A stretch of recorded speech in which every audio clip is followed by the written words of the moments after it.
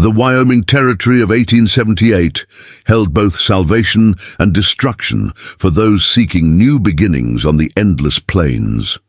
For Miriam Hartwell, the vast grasslands and rolling hills represented not just a teacher's fresh start, but a world she would soon navigate in complete darkness. As the only survivor when wildfire consumed the Donovan wagon train, she lay helpless in a creek bed, her sight stolen by searing flames, abandoned by those who deemed her burden too great for their own survival. Her story of endurance against impossible odds would become intertwined with that of Swift Eagle, a half-Lakota scout whose own path was marked by rejection from both worlds he straddled. Together, they would forge an extraordinary bond in a land where mercy was as rare as water in the driest summer, and where a woman robbed of sight would discover vision more profound than any she had ever possessed. Before we jump back in, tell us where you're tuning in from, and if this story touches you, make sure you're subscribed, because tomorrow I've saved something extra special for you. Miriam Hartwell pressed her face against the canvas cover of the Donovan wagon, watching the Wyoming Territory unfold in endless waves of prairie grass that rippled like a golden ocean beneath the late summer sun. At 26, she carried herself with the quiet dignity of someone who had learned that intelligence and determination mattered more than beauty or wealth in a world that often dismissed women's capabilities. Her chestnut hair was pulled back, in a practical bun beneath a simple cotton bonnet, and her hazel eyes held the keen observation skills that had made her one of the most sought-after teachers in Philadelphia. Born to a middle-class family in Pennsylvania, Miriam had enjoyed advantages, denied to many women of her generation. Her father, Thomas Hartwell, owned a modest but successful printing business that had allowed him to educate his daughter alongside his sons.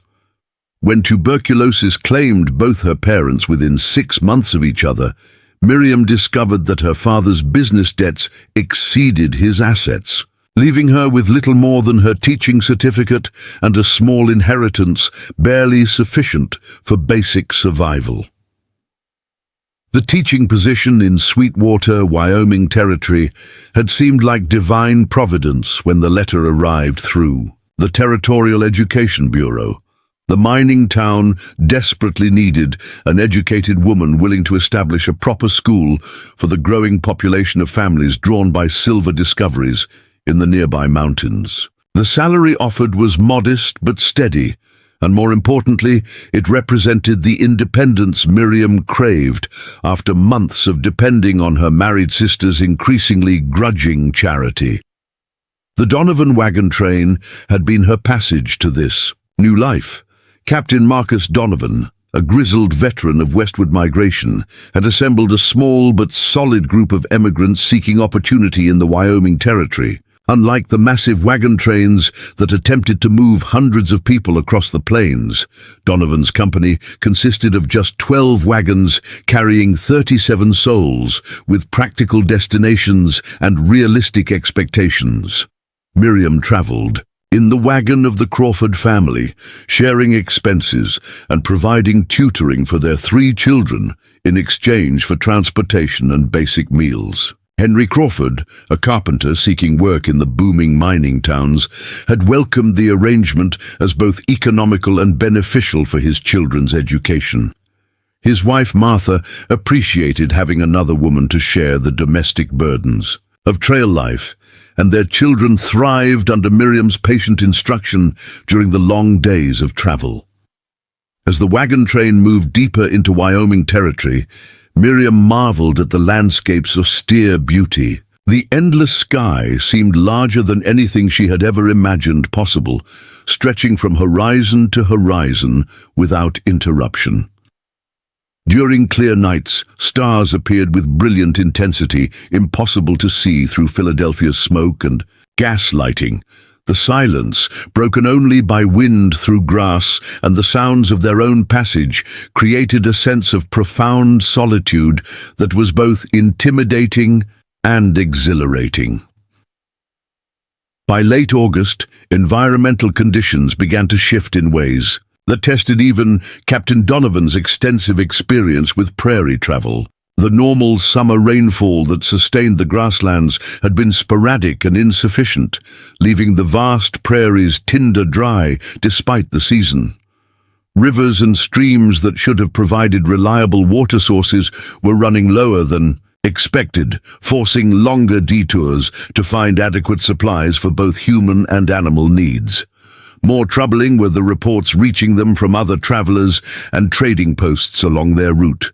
Wildfire had already consumed vast areas of grassland to the south and west, driven by unusually strong winds and sustained by the drought conditions that had persisted throughout the summer. Smoke had been visible on distant horizons for several days, creating spectacular sunsets, but also serving as ominous reminders of the fire danger that surrounded their small wagon train. Captain Donovan consulted with his most experienced scout, a half-breed tracker known as Swift Eagle, who had joined their company at Fort Laramie. The young man's knowledge of the territory and ability to read environmental signs had already proven valuable in avoiding difficult terrain and locating water sources, but even his expertise couldn't eliminate the fundamental challenge they faced: crossing a drought-stricken prairie during fire season with limited options for alternate routes.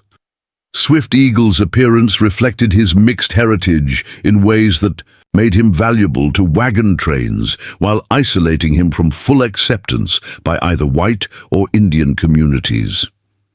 His father had been a cavalry officer stationed at Fort Robinson, his mother a Lakota woman who had formed an attachment that lasted long enough to produce a child before cultural pressures forced their separation. Swift Eagle possessed his father's height and green eyes combined with his mother's dark hair and bronze complexion, creating a striking appearance that marked his dual heritage unmistakably.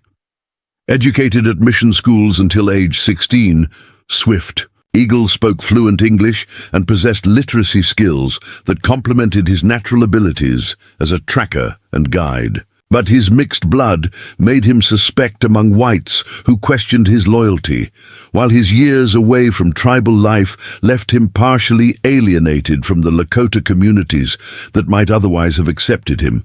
This isolation had driven him to a solitary life as a scout and guide, moving between worlds without belonging fully to either. Swift Eagle reported disturbing observations from his ranging activities around their route of travel. The native grasses that normally retain some moisture, even during dry periods, were brittle and combustible throughout the region. Prairie dog colonies had abandoned their burrows in areas where fire had approached, creating eerie, empty spaces where wildlife should have been abundant. Most ominously, the wind patterns had shifted to sustained strength from the southwest, creating conditions that could drive any fire directly toward their position with devastating speed. September 3rd, 1878, dawned clear and still, but with an oppressive quality that immediately put Captain Donovan on high alert. The wind that had been their constant companion for days had died to complete calm, creating an eerie silence broken only by the sounds of their own movement. Experienced plainsmen recognized this stillness as potentially the calm before a devastating storm, though whether that storm would bring saving rain or catastrophic fire remained to be seen. Swift Eagle ranged far ahead of the wagon train that morning, searching for signs that would indicate their best course of action. When he returned near midday, his expression was grave as he reported to Captain Donovan. The news was uniformly bad. Fires had been spotted on 3 sides of their position, with only the route directly ahead towards Sweetwater remaining clear. Even that escape route was questionable, as smoke was visible in the distance that suggested fires were active in their path as well. Captain Donovan ordered immediate departure with minimal preparation, abandoning all but essential supplies to maximize their speed. Wagons were lightened of everything except water, basic food, and critical tools. Personal belongings accumulated over lifetimes were dumped beside the trail without ceremony, as families made desperate decisions about what could be carried and what must be left behind. Miriam saved her teaching supplies and books while abandoning the trunk containing her mother's china and the dress she had planned to wear when she met her new employers in Sweetwater. The practical necessities of survival had reduced her life's possessions to what could fit in a single bag, a stark reminder of how quickly circumstances could strip away everything that seemed permanent. Preparing and narrating this story took us a lot of time, so if you are enjoying it, subscribe to our channel. It means a lot to us now. Back to the story. The wagon train moved with desperate efficiency toward the gap Swift Eagle had identified as their best hope for escape. But even as they traveled, environmental conditions continued to deteriorate.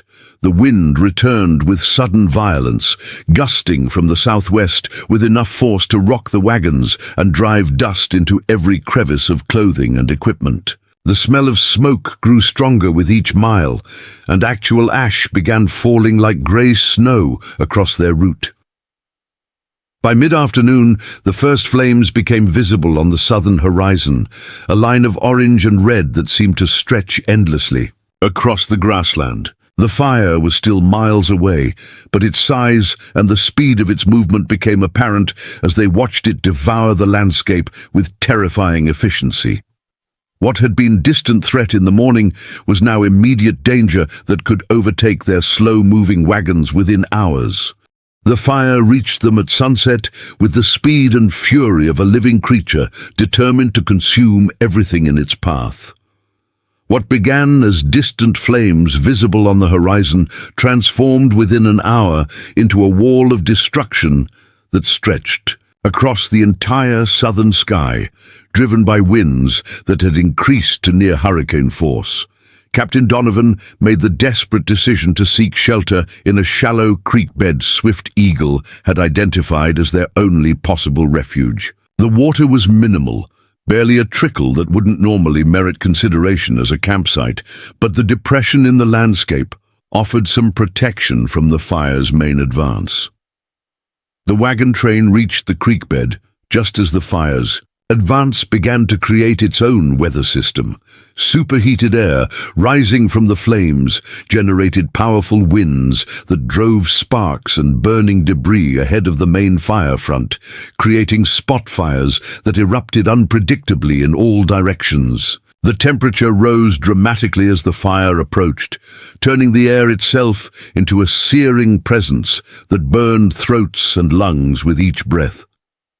Miriam helped the Crawford family unhitch their oxen and drive the animals into the deepest part of the creek bed, where they huddled together in terror as sparks began falling around them like deadly rain. The wagons were arranged to provide what windbreak they could, though everyone understood that if the main fire reached their position, the wooden vehicles would become additional fuel rather than protection. The sound of the approaching fire was unlike anything Miriam had ever experienced, a combination of roaring wind, crackling flames, and what seemed like the screams of the prairie itself being consumed. The noise grew steadily louder as the fire approached, becoming so intense that shouted communication became impossible even at close range. Swift Eagle appeared at Miriam's side as she struggled to wet blankets that might provide some protection from radiant heat and flying sparks. His expression was grim but determined as he shouted instructions that were barely audible above the fire's roar. Stay low. Cover exposed skin. Breathe through wet cloth and prepare for the fire to pass over them rather than around them. Thighs. First flames reached their position just as full darkness fell, though the fire's light turned night into a hellish orange twilight. Burning grass and debris began falling into the creek bed, igniting small fires that had to be stamped out immediately to prevent their shelter from becoming a death trap. Then the fire was upon them with the force of a natural disaster beyond anything human preparation could address. The wind became a hurricane of superheated air that lifted burning debris high into the sky before dropping it randomly across the landscape. The noise level increased beyond the threshold of pain, becoming a physical assault that made thinking nearly impossible. The moment that stole Miriam's sight arrived without warning in the chaos of the fire's peak intensity. A burning wagon wheel, torn free by the hurricane winds and lifted high above the flames, crashed down into the creek bed just yards from where she crouched protecting the Crawford children. The impact created an explosion of sparks and burning debris that struck Miriam's face before she could react. The pain was instantaneous and overwhelming, liquid fire that seemed to burn directly into her eyes and across her forehead. She screamed, but the sound was lost in the fire's roar as she instinctively pressed her hands to her face, trying to block out the agony that consumed her vision. Swift Eagle reached her within seconds, pulling her hands away from her burned face and forcing her head down into the muddy water at the bottom of the creek bed. The coolness provided momentary relief, but when Miriam tried to open her eyes, she discovered that the world had disappeared into absolute darkness. Panic seized her as she realized what had happened. Her eyes were open.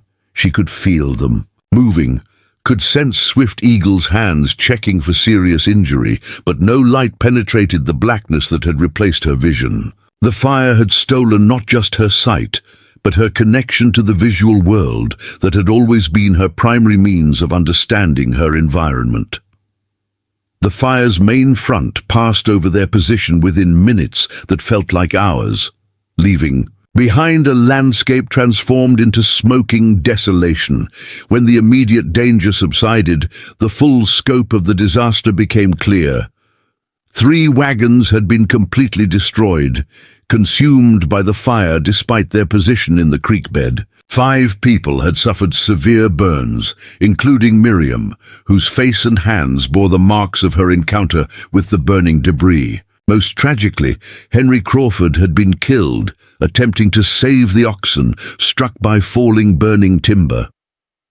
Martha Crawford's grief was compounded by the challenge of caring for her 3 children alone in the aftermath of the disaster, with her husband dead and their wagon among those destroyed by the fire. The surviving members of the wagon train faced a desperate situation. Stranded in the middle of burned prairie with limited supplies, injured people requiring medical attention, and no clear path to safety. Captain Donovan assessed their situation with brutal honesty. They were at least 3 days' travel from Sweetwater, even under normal conditions, but with injured people and reduced transportation, the journey would take much longer. Their water supplies had been severely depleted, and the burned landscape offered no possibility of finding natural sources. Most critically, several of the injured people, including Miriam, required medical attention beyond anything available in their limited supplies. The decision that would define the rest of Miriam's life came on the 2nd day after the fire, when the survivors faced the harsh reality that their remaining resources couldn't sustain everyone for the journey to Sweetwater. Captain Donovan gathered the able-bodied adults for a consultation that excluded the children and the most severely injured, including Miriam, whose blindness and facial burns made her completely dependent on others for survival. The mathematics were brutal and undeniable. They had water for perhaps 4 days, if rationed carefully among the surviving 23 people.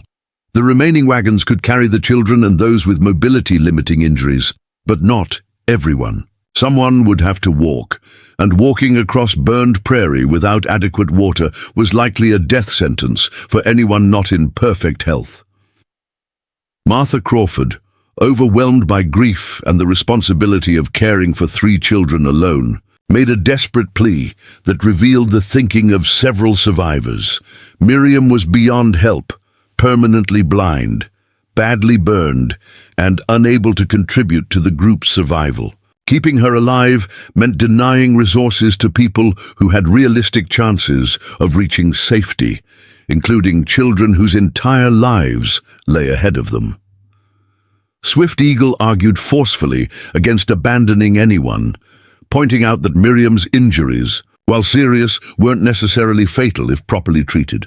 But his mixed heritage and status as an outsider to the main group limited his influence over decisions that would be made primarily by the white settlers he guided rather than commanded. As evening approached, Captain Donovan announced his decision. They would leave at dawn, with the people and supplies most likely to reach Sweetwater alive. Miriam would be left behind with a small amount of water and food, making her survival her own responsibility rather than a burden shared by the group. Swift Eagle approached her that night as she lay awake listening to the sounds of people preparing for departure. His voice was quiet but determined as he outlined his own decision. He would not abandon her to die alone on the burned prairie. If the others chose to prioritize their own survival over basic human decency, he would make a different choice based on principles they had forgotten in their desperation. Miriam tried to dissuade him, arguing that his survival was more important than a futile gesture of loyalty to someone he barely knew. But Swift Eagle's response revealed the depth of isolation that had shaped his own life. He had spent years being rejected by both white and Indian communities, never fully accepted by either side of his heritage. He understood what it meant to be abandoned by people who should have shown compassion, and he refused to perpetrate that cruelty on someone else. Dawn brought the departure of the surviving wagon train members, leaving Miriam and Swift Eagle alone in the burned wasteland with limited supplies and no clear plan for survival. As the sounds of the wagon train disappeared into the distance, Miriam experienced a loneliness more profound than anything she had ever imagined possible. The world had been reduced to burned prairie stretching endlessly in all directions. Swift Eagle's presence as her only connection to human companionship, and the gradual realization that her previous life had ended completely in the fire that stole her sight. But in Swift Eagle's decision to stay with her, Miriam glimpsed something that the departing wagon train had lost in their desperation to survive, the recognition that human worth couldn't be measured by conventional standards of usefulness. Her journey west to establish a school in Sweetwater had ended in disaster, but a different kind of education was beginning, one that would teach her to see with more than her eyes and to find strength in places she had never imagined possible. The silence that followed the wagon train's departure was more deafening than the roar of the fire that had stolen Miriam's sight. She sat motionless in the shallow creek bed, her burned face throbbing with each heartbeat, trying to comprehend the magnitude of her situation. The world had been reduced to a universe of sound, touch and smell, the acrid scent of burned prairie, the gentle movement of air across her skin, and Swift Eagle's steady breathing as he moved around their makeshift camp. Swift Eagle's voice cut through her despair with practical urgency. "Miss Hartwell, we need to assess what supplies they left us and make plans for surviving the next few days. Can you tell me if you're experiencing any dizziness or nausea? I need to know if your head injury is more serious than the burns to your eyes." Miriam forced herself to focus on his questions, grateful for the distraction from her overwhelming sense of loss. She carefully moved her head from side to side, testing for the symptoms he'd mentioned. "No dizziness," she replied, her voice hoarse from smoke inhalation.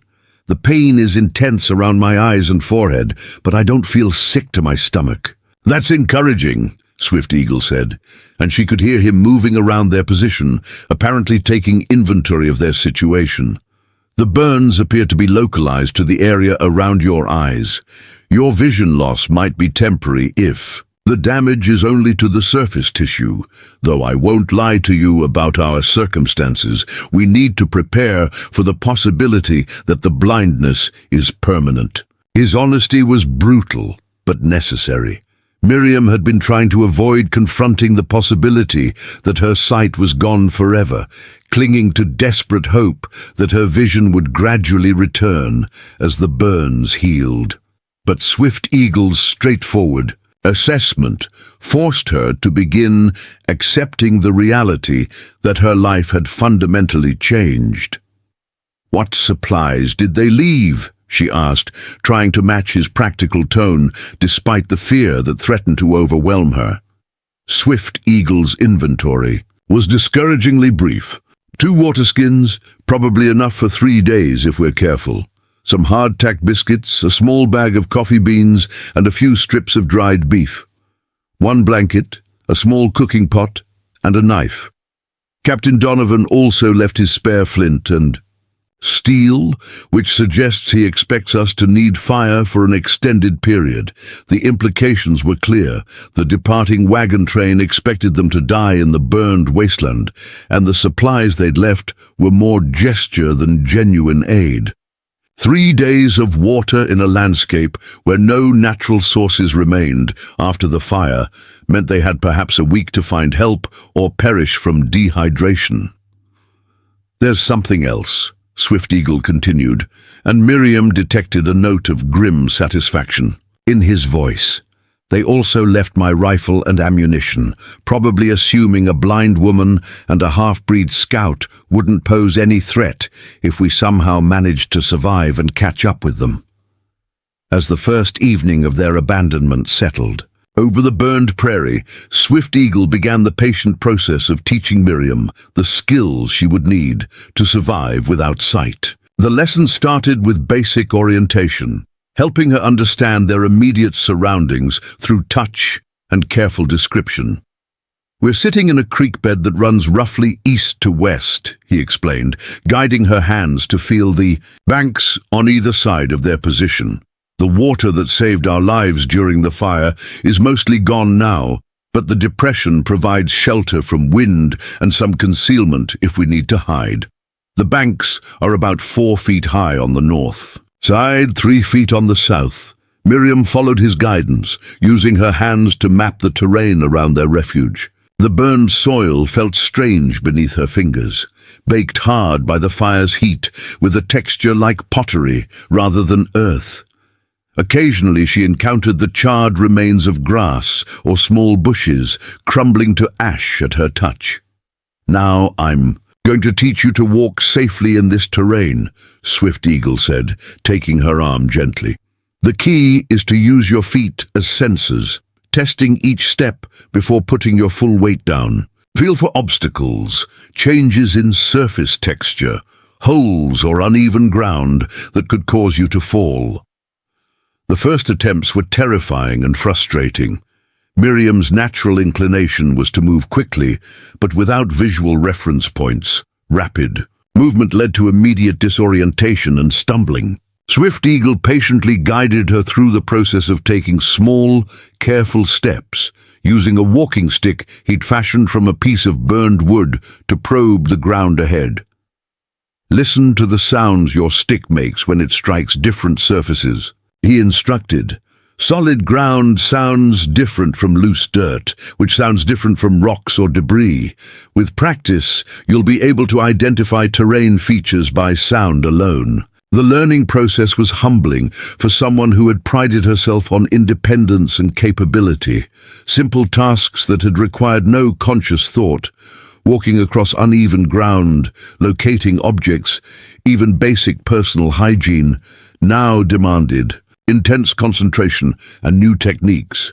But Swift Eagle's patience never wavered, and his teaching methods revealed an understanding of adaptation that came from his own experience of living between different worlds. "When I was young, living in white schools but knowing I was different," he said during one of their practice sessions, "I learned that survival sometimes means developing new ways of seeing situations that others miss. Your blindness is forcing you to develop senses that most people never fully use. With time, you may perceive things that sighted people overlook. As they shared their meager evening meal around a small fire Swift Eagle had built from buffalo chips and dried grass roots he'd managed to find, Miriam learned more about the man who had chosen to share her fate. His story revealed layers of complexity that explained both his skills as a guide and his decision to stay with her, despite the obvious costs. My father was Lieutenant James Morrison, stationed at Fort Robinson in the early 1850s, Swift Eagle began, his voice carrying the matter-of-fact tone of someone who had told this story before. He met my mother, White Dove, during a peace negotiation between the army and her band of Lakota. Unlike most such encounters, theirs developed into genuine attachment that lasted several years. Swift Eagle stirred the fire with a stick, sending sparks dancing into the night sky that Miriam could no longer see but could hear crackling in the flames. When I was born, my father actually acknowledged me and provided for my education, which was unusual for the child of a white officer and an Indian woman. He arranged for me to attend mission schools, where I learned to read and write English, studied basic mathematics and geography, and received religious instruction. "What happened to your parents?" Miriam asked, sensing that the story held tragedy, as well as explanation. "My father was killed in a skirmish with Cheyenne raiders when I was 12, Swift Eagle replied. "My mother tried to return to her people, but the years she'd spent with a white man had created suspicion among some tribal members. I was too old to be easily accepted as fully Lakota, especially after my mission school education had taught me white ways of thinking." The isolation he described resonated with Miriam's own experience of not quite fitting into conventional social categories. "So you became a scout because you could move between both worlds?" "Exactly. My mixed heritage made me useful to wagon trains and military expeditions that needed someone who could communicate with Indian bands and understand both cultures. But it also meant I never fully belonged to either world. White settlers see me as Indian when it suits them, but treat me as an outsider when it doesn't. Indian bands appreciate my knowledge of white behavior, but some question my loyalty because of my education and appearance." Swift Eagle's story illuminated his decision to stay with her in ways that went beyond simple compassion. Like her, he had experience being judged by characteristics beyond his control, being useful to communities that nevertheless maintained social distance. His choice to risk his own survival for someone abandoned by her own people reflected understanding that came from personal experience of rejection. The second day of their survival began Miriam's intensive education in navigating the world without sight. Swift Eagle had awakened before dawn to scout their immediate area, returning with information that would guide their survival strategy and additional lessons in adapting to blindness. "The fire burned everything within miles of our position," he reported, settling beside her as she carefully felt her way around their camp. "But I found signs that some wildlife is already returning. Bird tracks near what used to be a buffalo, wallow, and scat from small animals that survived in underground burrows." This news offered both hope and new learning opportunities. Swift Eagle began teaching Miriam to identify animal sounds that could provide information about food sources, water locations, and potential dangers. The burned landscape had eliminated many visual landmarks, making audio cues essential for navigation and survival. "Listen," he said, holding up his hand for silence, even though Miriam couldn't see the gesture. In the distance, she could hear a faint chirping sound that gradually resolved into the calls of specific bird species.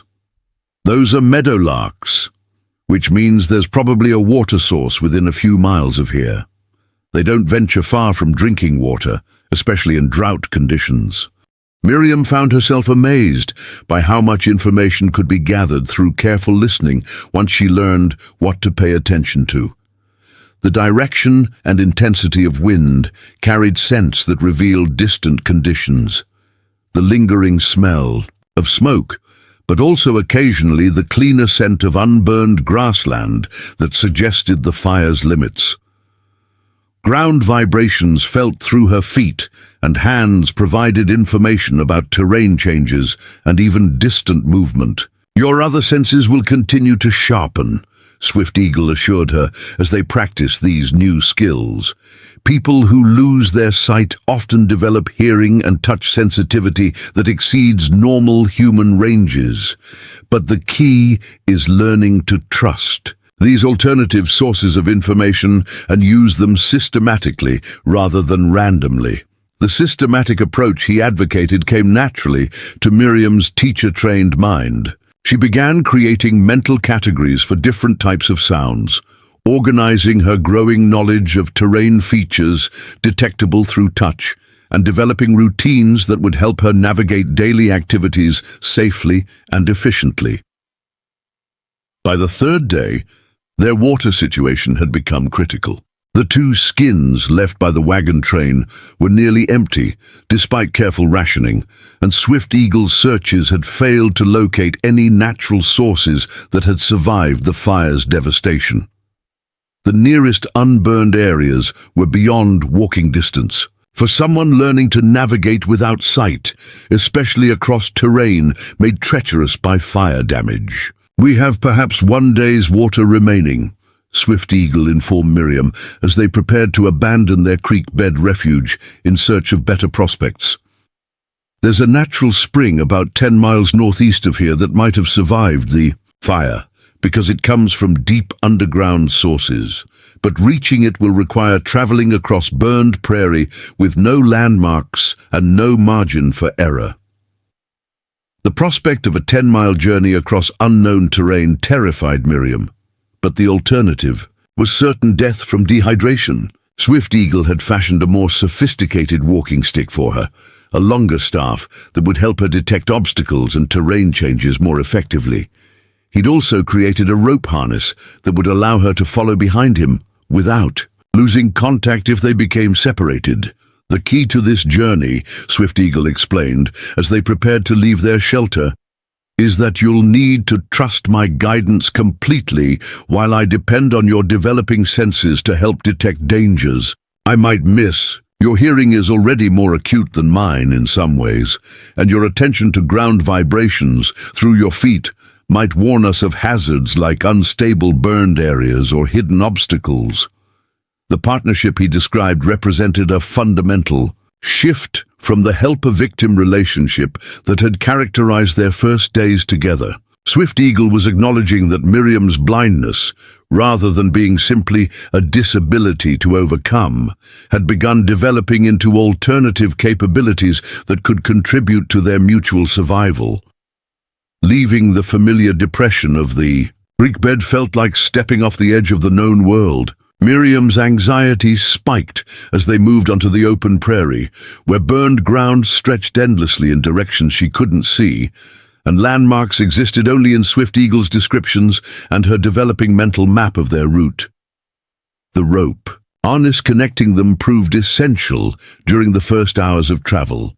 Swift Eagle maintained a steady pace that pushed Miriam's developing mobility skills without overwhelming her ability to navigate safely. The burned prairie presented constant challenges, areas where the ground had been baked into unstable crusts that could give way unexpectedly, hidden debris from destroyed vegetation, and terrain features obscured by ash and fire damage. "Stop!" Miriam said suddenly, tugging on the rope to halt their progress.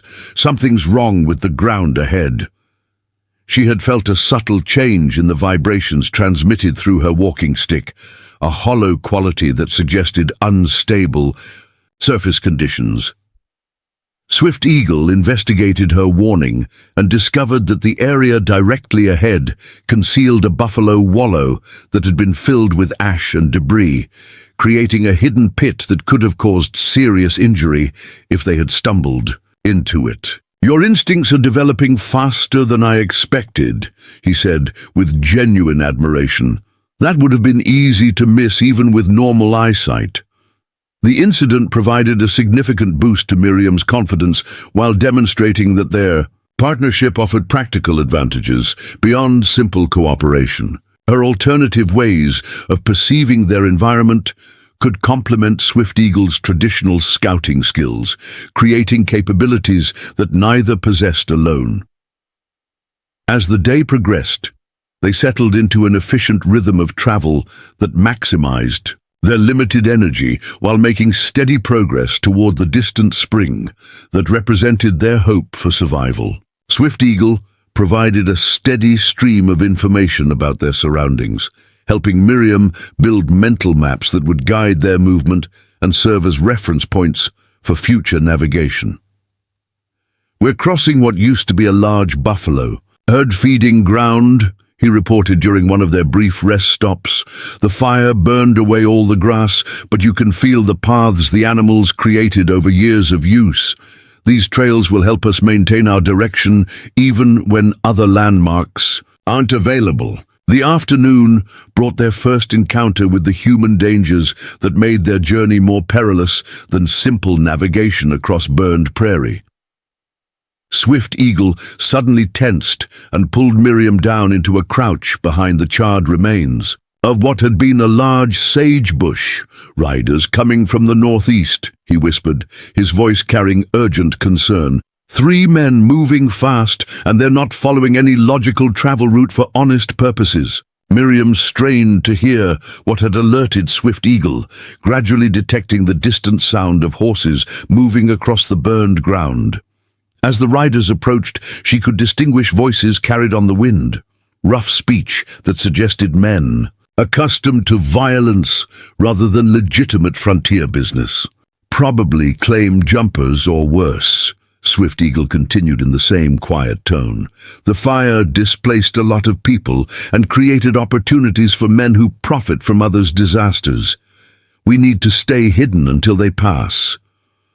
The riders paused, uncomfortably close to their hiding place, close enough for Miriam to hear fragments of conversation that confirmed Swift Eagle's assessment of their character.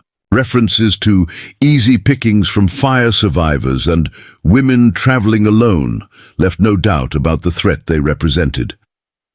After the riders continued toward the southwest, Swift Eagle and Miriam remained hidden for another hour to ensure they were truly gone.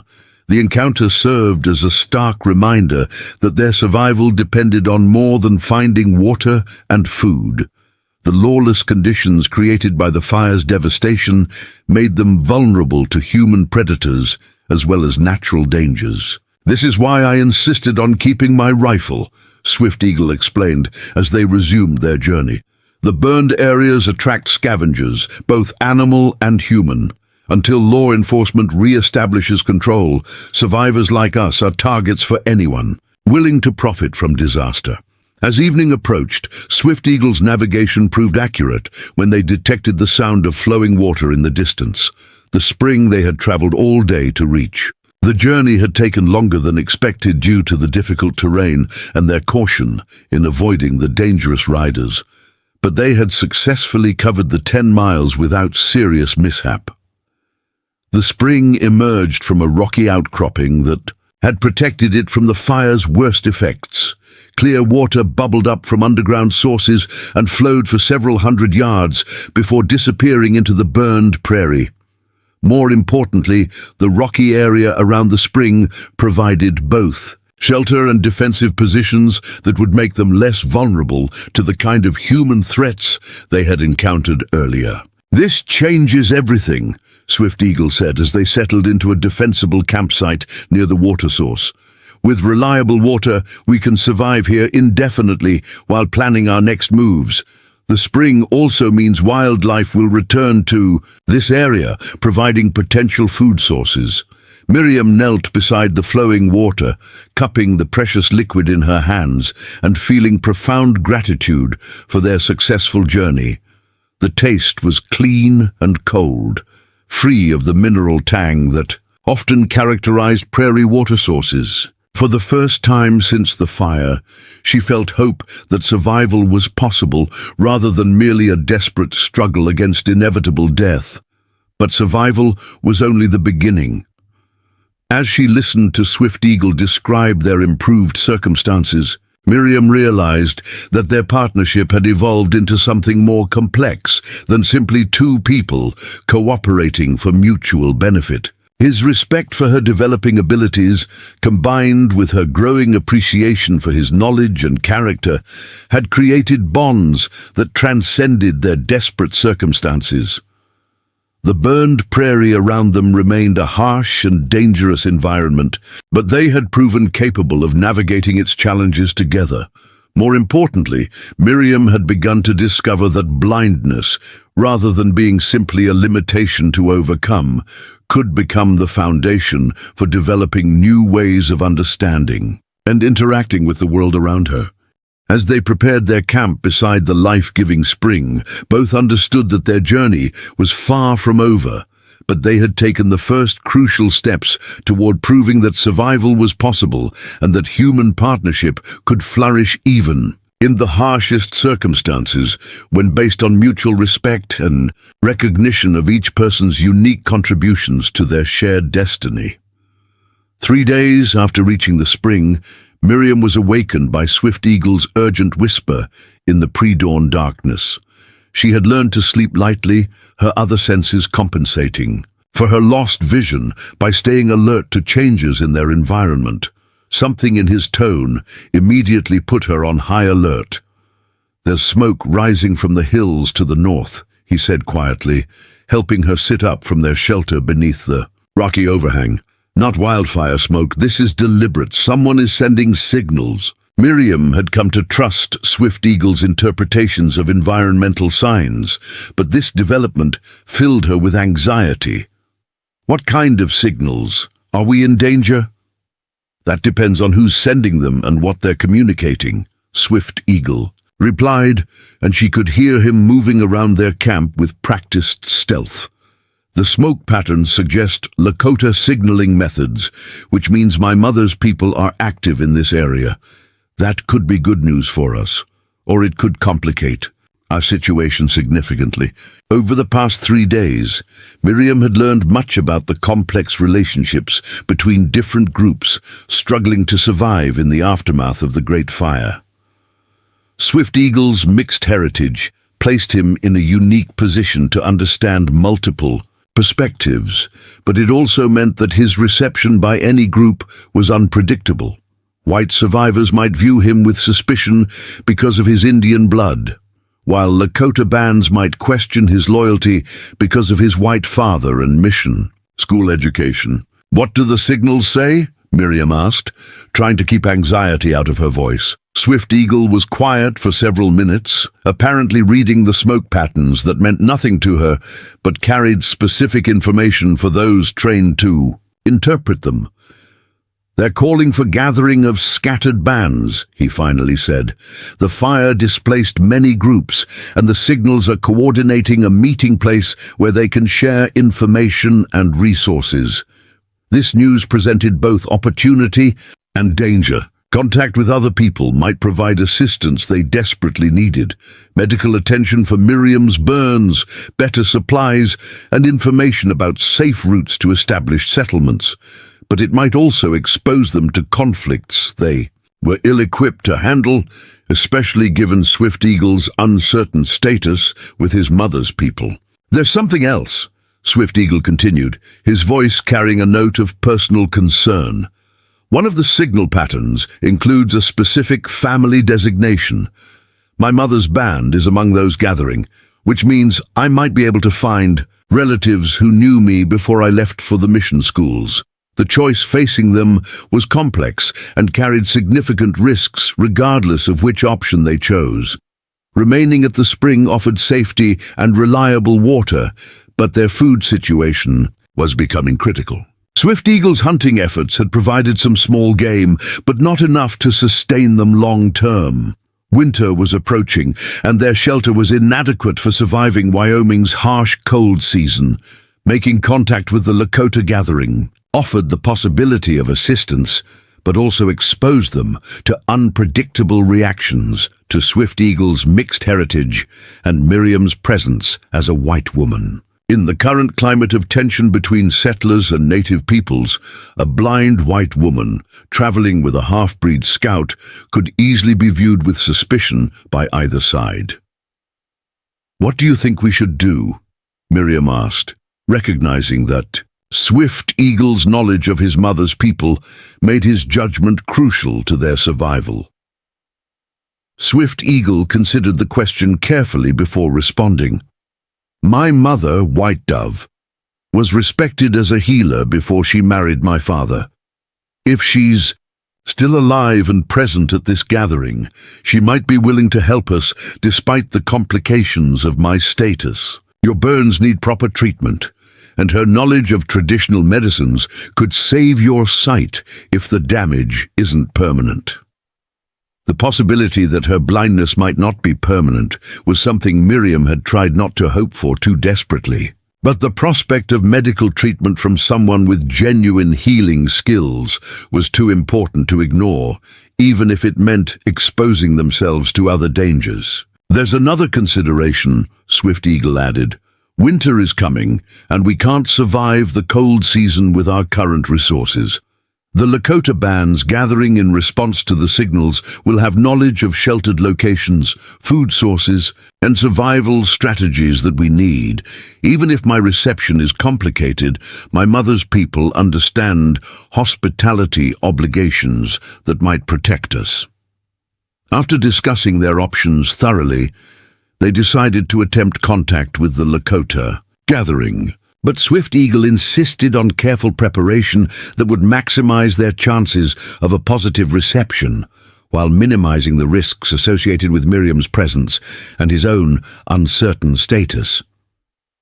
Swift Eagle spent the morning teaching Miriam basic protocols for interacting with Lakota people, knowledge that could mean the difference between acceptance and rejection when they made contact with his mother's band. The lessons revealed the depth of cultural complexity that existed in frontier relationships, far beyond the simplified narratives of conflict between settlers and Indians that dominated Eastern newspapers.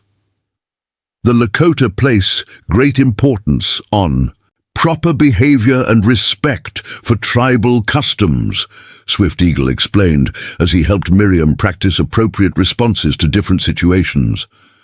"Your blindness might actually work in your favor, as physical disabilities are often viewed as signs that a person has been touched by spirit power. But your status as a white woman traveling with me will require careful explanation."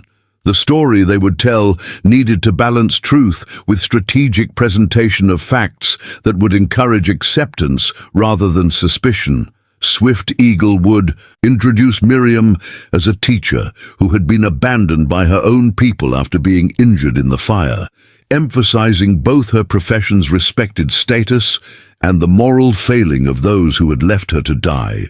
His own decision to stay with her would be presented as fulfilling traditional obligations to help those in need, demonstrating his adherence to values both cultures claimed to respect. "There are specific words and phrases I'll teach you in Lakota," Swift Eagle continued. "You don't need to become fluent, but showing respect by attempting to communicate in their language will demonstrate good intentions. Most importantly, I'll teach you the proper way to acknowledge my mother if we find her, and how to request her assistance as a healer." Miriam practiced the Lakota phrases repeatedly, focusing on pronunciation that would convey respect even if her accent marked her clearly as an outsider. The language felt strange in her mouth, but she recognized the importance of making the effort to communicate across cultural boundaries. Swift Eagle also modified their appearance and equipment to present themselves more favorably to Lakota observers. He braided Miriam's hair in a style that suggested respect for Indian customs, while maintaining her identity as a white woman. Their few possessions were arranged to emphasize practical items that demonstrated survival skills, rather than wealth that might attract unwanted attention. They left the spring at midday, following a route Swift Eagle had scouted that would bring them to the gathering place by evening. The journey required crossing terrain that was more challenging than their previous travel, as they moved from the burned prairie into hill country where the fire's damage was less complete, but the landscape was more complex. For Miriam, this journey represented the most demanding test yet of her developing mobility skills. The rocky terrain and uneven surfaces required constant attention to the feedback she received through her walking stick and feet. Swift Eagle's guidance became more detailed and frequent as they navigated areas where a misstep could result in serious injury. "We're approaching a narrow canyon where the path follows a ledge about 20 feet above a dry stream bed," Swift Eagle warned, adjusting their rope connection to provide better security. "The footing is solid, but there's no margin for error. I need you to follow exactly in my footsteps and stop immediately if I signal danger." The traverse of the canyon ledge tested Miriam's courage as much as her physical skills. She could hear the empty space below through the way sound echoed off the canyon walls, and the knowledge that a fall would be potentially fatal made every step a conscious act of trust in Swift Eagle's guidance. But she also recognized that successfully navigating such challenging terrain represented significant progress in her adaptation to blindness. "You're moving with more confidence," Swift Eagle observed as they reached safer ground beyond the canyon. 3 weeks ago, you could barely walk across level ground without stumbling. Now you're handling terrain that would challenge many sighted people. His observation was accurate, and Miriam felt genuine pride in the skills she had developed through necessity and practice. Her blindness was still a profound limitation in many ways, but it was no longer the completely overwhelming disability it had seemed immediately after the fire. She was learning to navigate the world through alternative means that were becoming increasingly effective. As afternoon progressed toward evening, they began encountering signs of the Lakota gathering Swift Eagle had predicted. Smoke from multiple cooking fires became visible in the distance, and occasionally they could hear voices carried on the wind, children playing, women calling to each other, the general sounds of a temporary community.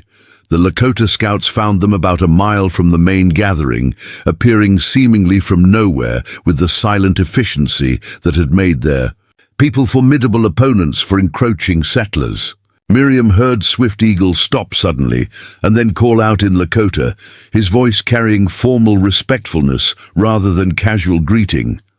The response came from multiple directions, indicating that they were surrounded by warriors who had been tracking their approach without Swift Eagle detecting their presence. The conversation that followed was conducted entirely in Lakota, leaving Miriam to judge the interaction's progress through tone and Swift Eagle's body language as transmitted through their rope connection. The discussion continued for several minutes, with Swift Eagle apparently providing detailed explanations while the unseen warriors asked probing questions. Miriam caught her own name mentioned several times, along with words she recognized from Swift Eagle's language lessons. References to fire, blindness, and abandonment that suggested he was telling their story as they had planned. Finally, Swift Eagle translated the scouts' decision. "They're willing to escort us to the gathering, but we'll be under observation until the tribal leaders decide our status. My mixed heritage is known to some of these men, which helps establish my identity, but also means they're aware of the complications my presence might create."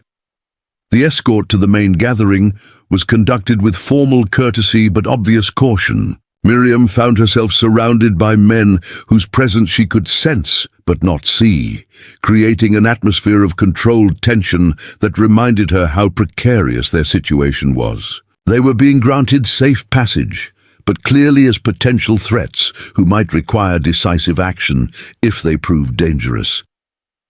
The Lakota gathering was unlike anything Miriam had ever experienced, a temporary community of several hundred people who had come together in response to the fire's displacement of their normal living patterns. The sounds, smells, and general atmosphere conveyed a sense of organized purpose that impressed her even though she couldn't see the physical arrangements. Children's voices indicated the presence of families, while the sounds of various work activities suggested that the gathering served practical purposes beyond simply providing security in numbers. Miriam could hear women preparing food, men working on equipment repairs, and the general conversations that indicated people sharing information about conditions in different areas affected by the fire. Swift Eagle guided her through the encampment, toward what he identified as the area where his mother's band had established their temporary shelters. The reunion, when it came, was both emotional and complicated by the years that had passed since Swift Eagle had left for the mission schools. "My son," came a woman's voice speaking accented English, followed by a rapid exchange in Lakota that conveyed both joy and concern. "You have grown tall and strong, but your eyes carry sadness that was not there when you left us." White Dove was a woman in her 50s whose voice conveyed the authority that came from her status as a respected healer. Her initial greeting to Swift Eagle was warm, but included questions about his life since leaving the tribal community and his reasons for returning during such troubled times. When Swift Eagle introduced Miriam and explained their circumstances, White Dove's reaction was complex. Professional interest in treating Miriam's injuries was balanced by concern about the political implications of harboring a white woman during a period of increasing tension between settlers and native peoples. White Dove's examination of Miriam's injuries was the first comprehensive medical attention she had received since the fire. The healer's hands were gentle but thorough as she assessed the extent of damage to Miriam's eyes and the burns on her face and hands. The examination was conducted in White Dove's shelter, a traditional teepee that provided privacy for the medical consultation. Swift Eagle translated when necessary, but much of the communication between the two women transcended language barriers through the universal understanding between healer and patient. "The damage to your eyes is serious, but not necessarily permanent," White Dove concluded after her careful assessment. "The burns have healed without infection, which is encouraging, but there is swelling behind your eyes that prevents vision. This might reduce with proper treatment, though I cannot promise complete recovery." The possibility of partial vision recovery was more hope than Miriam had dared allow herself since the fire, but White Dove's honest assessment also prepared her for the likelihood that some degree of blindness would be permanent, requiring continued adaptation to alternative ways of navigating the world. "The treatment will require several weeks of daily applications of specific herbal preparations," White Dove continued. "You will need to remain with us during this time, which creates complications for the Tribal Council's decision about your presence here." The Tribal Council's debate about Miriam and Swift Eagle's status in the gathering reflected the complex political realities facing Lakota communities in 1878. The fire had displaced both Indian and white populations, creating refugee situations that complicated traditional relationships and territories. Decisions about harboring white survivors could have implications for the tribe's relationships with military authorities and other settler communities. Swift Eagle was called before the council to explain his background, his reasons for leaving, tribal life for mission school education, and his current relationship with white authorities. His mixed heritage, which had always made his status complicated, now required detailed justification in a climate where loyalty questions carried life or death implications. Miriam waited outside the council meeting, listening to the deliberations conducted in Lakota that would determine whether she would receive the medical treatment that might restore her sight or be forced to leave the gathering to face an uncertain fate in the wilderness. The voices of the council members conveyed the seriousness of their debate, weighing humanitarian obligations against political necessities. White Dove served as an advocate for allowing Miriam to remain for medical treatment, arguing that a healer's obligations transcended political considerations. Her respected status as a medicine woman gave her words significant weight in the council's deliberations, but other voices raised concerns about the precedent of harboring white refugees and the potential consequences from military authorities. The debate continued for several hours while Miriam remained in anxious uncertainty about her fate. The sounds of the gathering continued around her, normal life proceeding while her future hung in the balance of political calculations she could influence only through the relationship Swift Eagle and his mother had built within the community. When Swift Eagle finally returned from the council meeting, his news was mixed, but offered hope for continued survival and medical treatment. The council had decided to allow Miriam to remain for medical treatment under specific conditions that would protect the tribe from potential retaliation while fulfilling their humanitarian obligations. "You can stay for the duration of my mother's treatment," Swift Eagle reported, "but your presence must remain unofficial. If military patrols or other white authorities discover you here, the tribe will claim no knowledge of your situation. You're being granted sanctuary as my personal responsibility, not as an official guest of the Lakota people." The arrangement placed both Miriam and Swift Eagle in a precarious position, but it offered the possibility of medical treatment that might restore her sight while providing temporary safety during the approaching winter. More importantly, it represented a level of trust from the tribal community that recognized Swift Eagle's standing despite his mixed heritage. "There's another condition," Swift Eagle continued. "I'm expected to contribute to the gathering's survival. Activities in exchange for the resources required for your care. That means I'll be participating in hunting expeditions and scouting missions that will take me away from the encampment for days at a time." This condition meant that Miriam would need to develop relationships within the Lakota community independent of Swift Eagle's presence and protection. Her survival would depend not only on White Dove's medical treatment, but also on her ability to demonstrate respect for tribal customs and contribute to community life despite her limitations. The challenge was daunting, but it also represented an opportunity for Miriam to prove that her blindness didn't make her merely a burden requiring care. Her teaching skills, literacy, and analytical thinking might offer contributions to the community that could establish her value beyond simply being someone in need of assistance. As evening settled over the gathering and she prepared for her first night as a temporary member of a Lakota community, Miriam reflected on the extraordinary journey that had brought her to this point.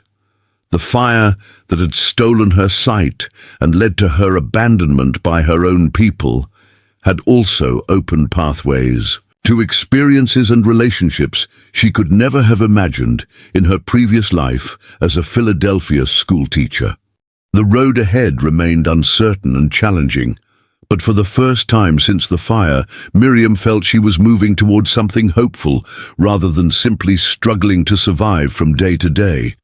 The treatment White Dove offered might restore her sight, but even if it didn't, she was learning that blindness didn't have to mean the end of a meaningful life. In fact, it might become the beginning of a different kind of vision that could guide her toward a future she had never thought possible.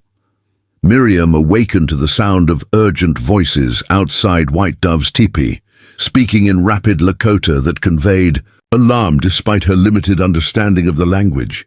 The pre-dawn conversation involved multiple people, and she could distinguish Swift Eagle's voice among them, though his tone carried a tension she hadn't heard before.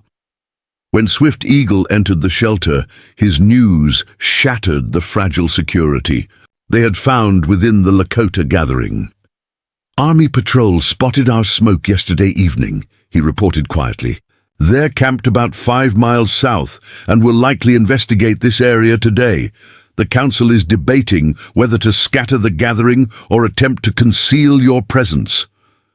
The implications were immediately clear to Miriam. Her presence endangered everyone in the gathering, transforming their humanitarian gesture into a potential catalyst for military confrontation. The Army's discovery of a white woman among the Lakota could easily be interpreted as evidence of kidnapping or hostile action, regardless of the actual circumstances of her rescue and treatment. "What options do we have?" Miriam asked, though she suspected the choices were limited and dangerous. White Dove spoke in English, her voice carrying the practical authority of someone accustomed to making difficult decisions during crisis situations. "The healing treatment for your eyes requires another week of daily applications before we can determine if your sight will return. But the Council cannot risk military action against the gathering for the sake of one person's medical needs." The brutal mathematics of survival were asserting themselves again, just as they had when the wagon train abandoned her in the burned prairie. Miriam's individual needs were being weighed against collective safety, and the equation didn't favor her continued presence among people who had already shown her more kindness than her own countrymen. Swift Eagle had spent the early morning, hours in consultation with tribal leaders, developing a plan that might protect both Miriam and the gathering from the complications created by the Army patrol's proximity. His proposal was dangerous, but represented their best hope for avoiding military confrontation while continuing her medical treatment. "There's a hidden canyon about 10 miles north of here that's known only to tribal members," Swift Eagle explained. "It has water, shelter, and is invisible from any direction unless you know exactly where to look. White Dove is willing to continue your treatment there, but it means leaving the safety of the gathering to hide in complete isolation." The plan required abandoning the community support they had found among the Lakota people in exchange for secrecy that would protect both parties from military attention. But it also meant placing their survival entirely in the hands of Swift Eagle and his mother, with no backup resources if something went wrong. White Dove added crucial details that revealed both the opportunity and the risks involved. "The canyon was used by my grandmother's generation as a place of healing and vision-seeking. It has sacred significance that makes it appropriate for medical treatment, but also means it's protected by spiritual obligations that outsiders might not understand." Miriam recognized that accepting this proposal would place her deeper into Lakota spiritual and cultural territory than any white person typically experienced. She would be not just a patient receiving medical treatment, but a participant in traditions that most of her people would consider pagan or dangerous. "There's something else you should know," Swift Eagle continued. "The canyon contains paintings and artifacts left by generations of healers. My mother believes your blindness and your survival of the fire mark you as someone who might receive spiritual insights there. She's offering not just medical treatment, but the possibility of a vision quest that could reveal your future path." They departed from the gathering before dawn, using darkness to conceal their movement from any potential Army observers. The route to the hidden canyon required crossing terrain that was more challenging than anything Miriam had previously attempted, including river crossings and steep climbs that tested her developing mobility skills to their limits. White Dove proved to be as skilled a guide as her son, leading them along paths that were invisible to outsiders but clearly familiar to someone who had traveled these routes since childhood. Her knowledge of the landscape included understanding of seasonal water sources, weather patterns, and natural landmarks that provided navigation references for someone traveling without maps or compass. The journey became an intensive lesson, in traditional Lakota travel methods that relied on intimate knowledge of the natural environment rather than external tools. White Dove pointed out plants that indicated water sources, rock formations that served as direction markers, and animal behaviors that provided information about weather changes and potential dangers. Your people depend too much on things they carry instead of learning to read what the land itself provides, White Dove observed as they paused to rest during the difficult climb toward the canyon entrance. Blindness might teach you to see what sighted people miss because they trust their eyes more than their other senses.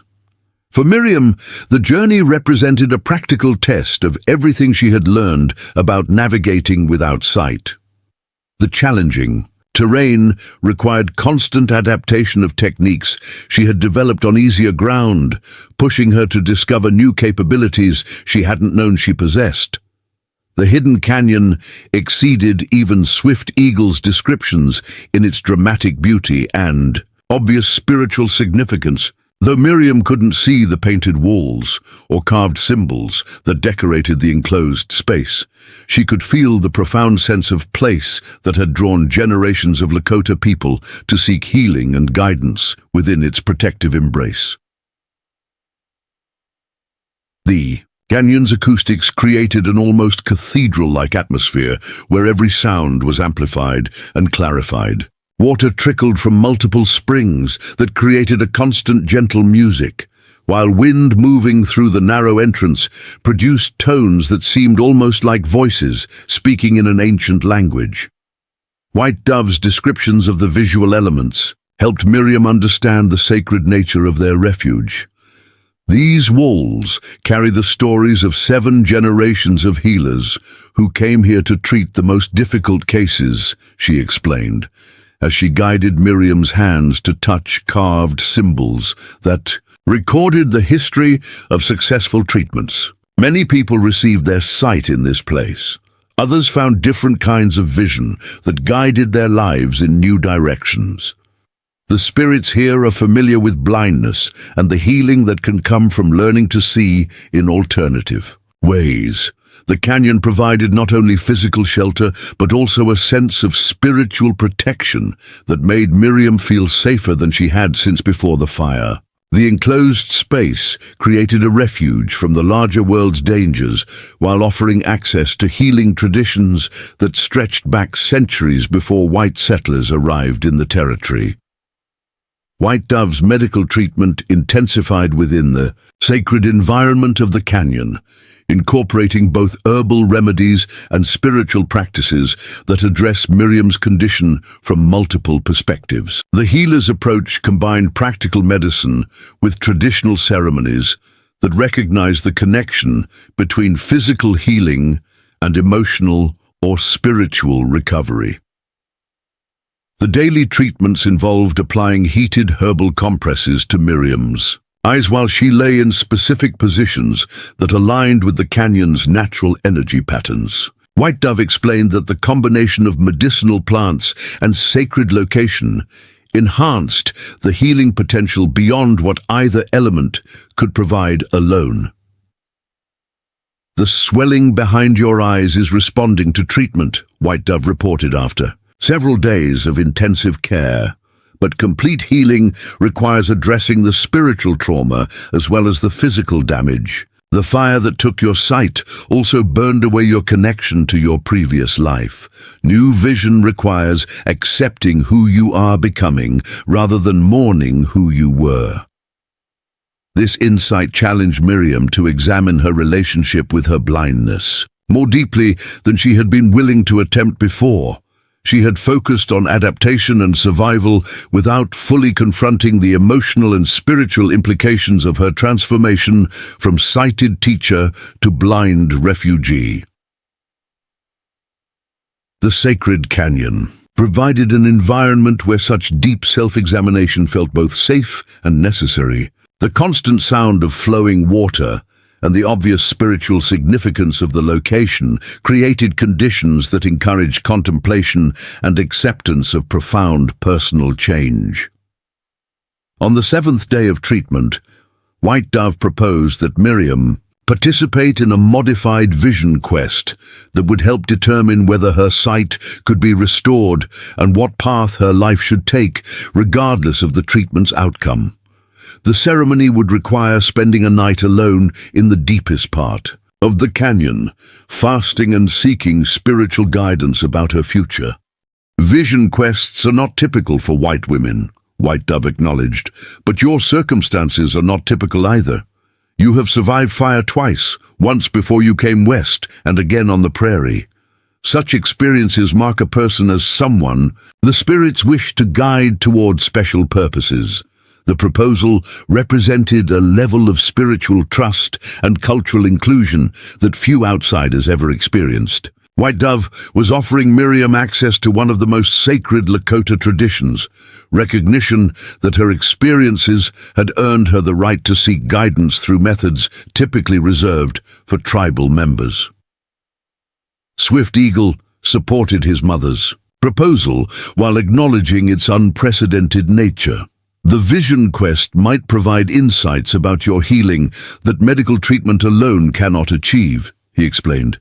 But it also means accepting responsibility for whatever revelations you receive, even if they guide you away from the life you planned.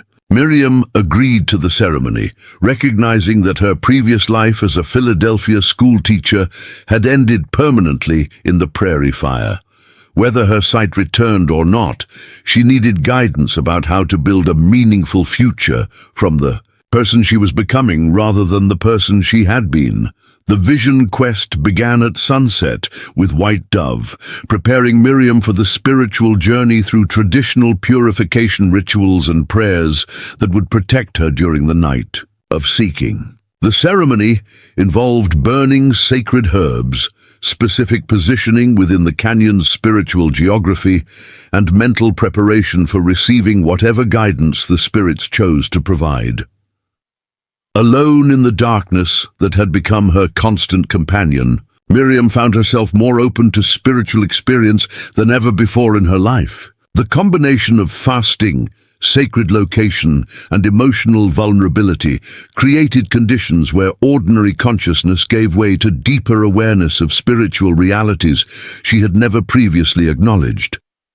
As the night progressed, Miriam experienced visions that transcended normal dreaming or imagination.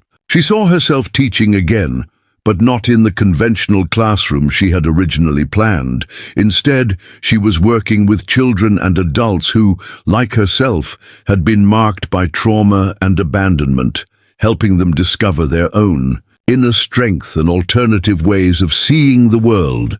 The visions included images of a school that served both white and Indian children, a place where different cultures could learn from each other instead of maintaining the separation and hostility that characterized most frontier relationships. In these spiritual revelations, her blindness became an asset rather than a limitation, providing her with insights that could bridge cultural divides others couldn't cross. Most powerfully, Miriam experienced a vision of herself with partially restored sight, not the complete vision she had possessed before the fire, but a different kind of seeing that combined limited physical sight with enhanced spiritual and emotional perception. Dawn brought White Dove to check on Miriam's condition after the night-long spiritual journey. The healer's examination revealed significant changes in both the physical condition of Miriam's eyes and her overall demeanor that suggested the vision quest had accomplished its intended purposes. "Your eyes show improvement that exceeds what medical treatment alone could achieve," White Dove reported with satisfaction. "The spiritual healing has accelerated the physical recovery. You will not regain complete sight, but some vision will return, enough to see shapes, movement, and light, though not fine details." The partial recovery represented more hope than Miriam had dared allow herself since the fire. But the vision quest had also shown her that complete physical sight was less important than developing the alternative ways of seeing that would guide her future work. "The spirits have shown you a path that serves both your people and mine," White Dove continued. But following that path will require courage to live differently than either culture typically expects of women. You have been chosen for work that transcends normal boundaries. As they prepared to leave the sacred canyon and return to the challenges of the outside world, Miriam understood that her time among the Lakota people had transformed her in ways that went far beyond medical treatment. She had discovered not only the possibility of partial sight recovery, but also a sense of purpose that could give meaning to her life, regardless of her physical limitations. The vision quest had revealed that her blindness, rather than being simply a tragedy to overcome, was part of a larger spiritual journey that would allow her to serve others in ways she could never have imagined during her previous life as a conventional teacher in Philadelphia.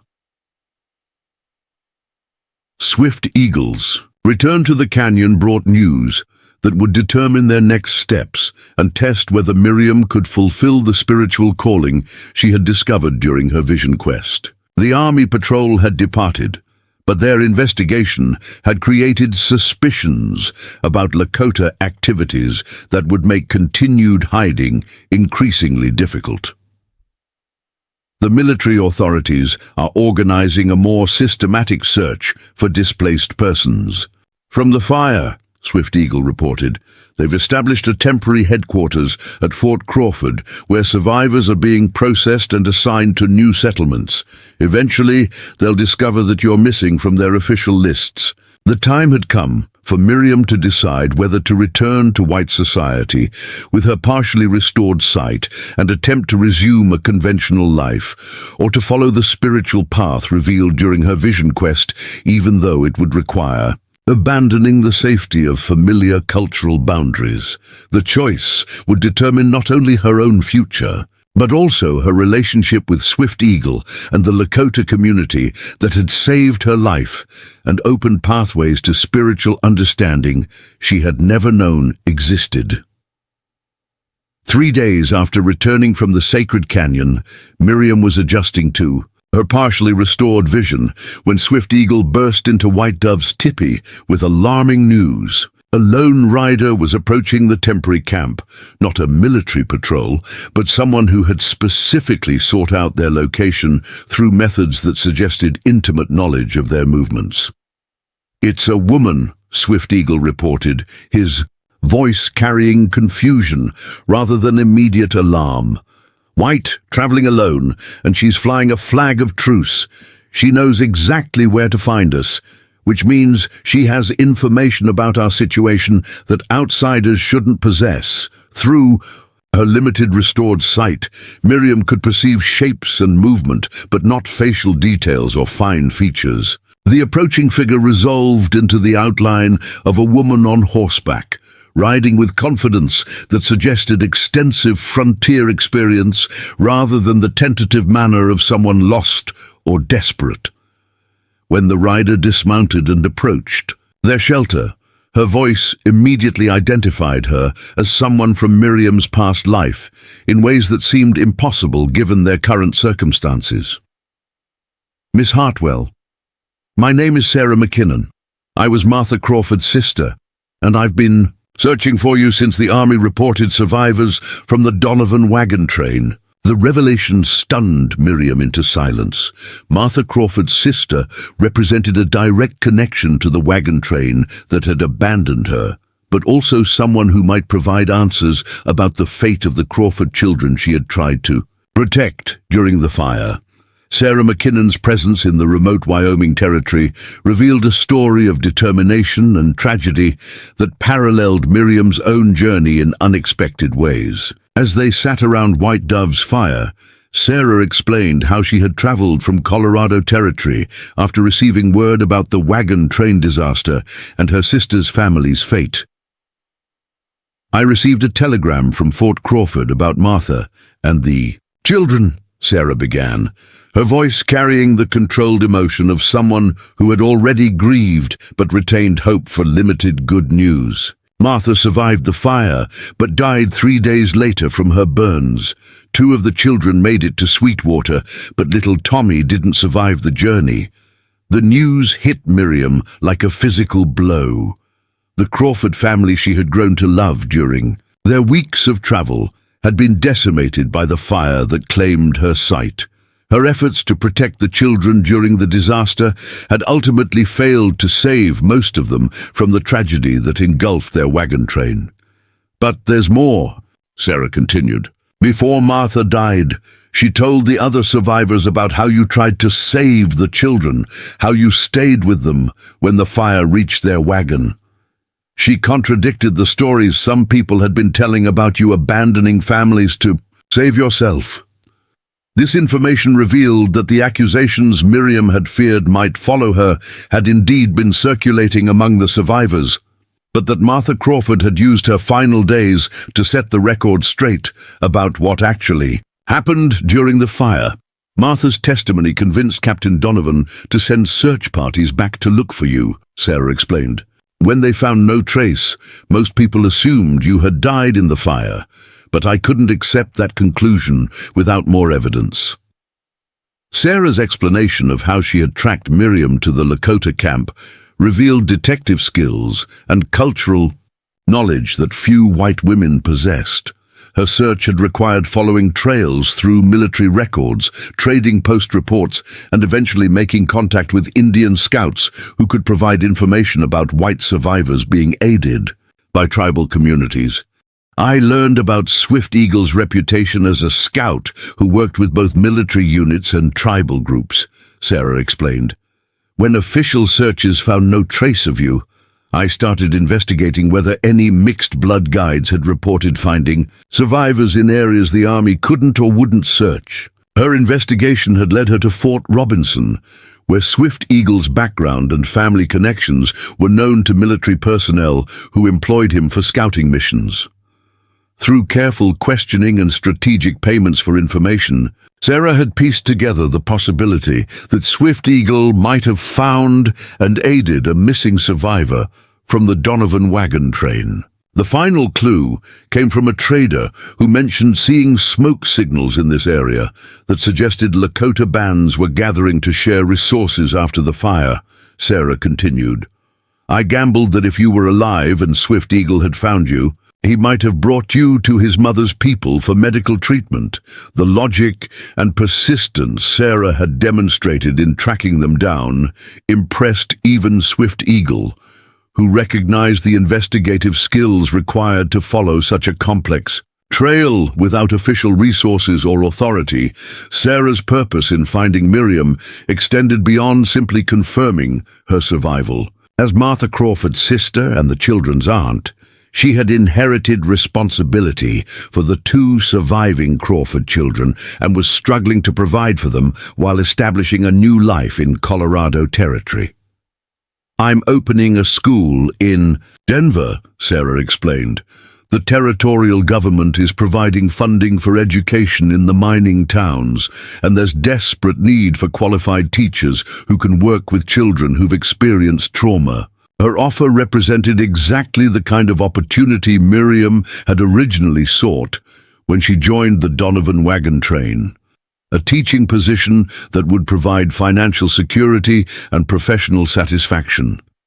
But the months since the fire had changed Miriam in ways that made the conventional teaching position feel like a retreat from the spiritual calling she had discovered during her vision quest. Many of the children in Denver are survivors of various tragedies: mining accidents, Indian raids, family deaths from disease or violence, Sarah continued. "Your experience with blindness and trauma might help you connect with students that other teachers can't reach effectively." The position offered not only employment, but also reunion with the surviving Crawford children, who would benefit from continuity with someone who had shared their traumatic experience and genuinely cared about their welfare. But accepting Sarah's offer would require abandoning her relationship with Swift Eagle and the Lakota community that had saved her life and opened spiritual pathways she was only beginning to explore. The choice Sarah presented forced Miriam to confront the fundamental question of who she had become during her months of survival and spiritual transformation. Returning to white society meant resuming a conventional life with guaranteed security, but limited scope for the kind of cross-cultural work her vision quest had revealed as her spiritual calling. White Dove's perspective on the decision reflected the wisdom of someone who had herself navigated between white and Indian worlds during her marriage to Swift Eagle's father. Both paths offer ways to serve others, she observed, but one follows roads already built by others, while the other requires creating new trails through unknown territory. Swift Eagle's response to Sarah's offer revealed the depth of his own emotional investment in their partnership, though he carefully avoided pressuring Miriam toward any particular decision. "Whatever choice you make will be the right one," he assured her.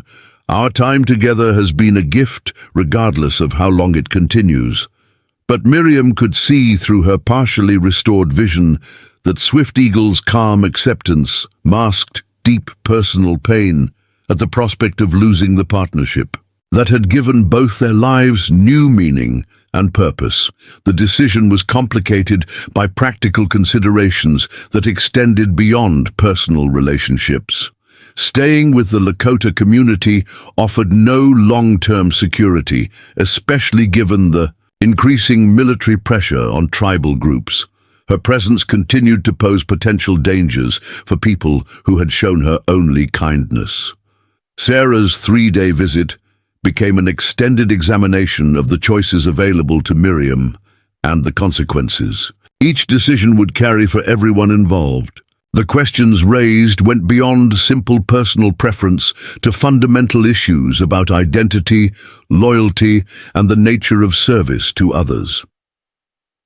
During long conversations around White Dove's fire, the three women explored the complexities of frontier life that forced people to choose between competing obligations and loyalties. Sarah represented the conventional path of working within established systems to create incremental change, while White Dove embodied the alternative of preserving traditional wisdom that might be lost if cultural boundaries weren't sometimes transcended.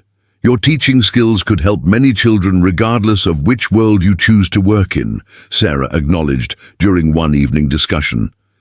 "But the question is whether you'll reach more people by working within familiar systems or by creating new approaches that bridge different cultures." Miriam's partial sight recovery had restored enough vision to see facial expressions and body language, adding dimensions to communication that had been lost during her months of complete blindness.